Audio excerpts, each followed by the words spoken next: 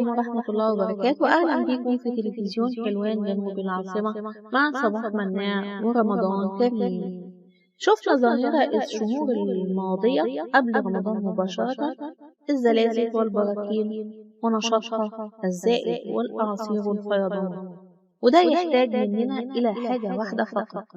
سيبك من الأسباب، إيه أسباب الزلزال، إيه أسباب الفيضان، تغيير المناخ، الأسلحة النووية وإلى آخره. سيبك من كل ده، كل دوت مش مهم، كلها أسباب ربنا سبحانه وتعالى وضعها، مش هنجري وراها. لكن الهدف من كلامي دوت إيه؟ إن إحنا نشوف العلاج إيه. العلاج لكل دوت هي زيادة التقوى. والحمد لله الحمد لله إن رمضان جه علشان يدينا الدفعة دي ويثبتنا، وندعو الله وتكون تقوانا زيادة.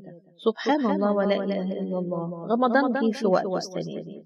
الشاهد من الموضوع ده إيه؟ زيادة التقوى. لو بتكذب بطل تكذب، لو بتغش بطل تغش، لو بتضيع وقتك استثمره أكتر في أشياء مفيدة تنفعنا في الدنيا وفي الآخرة.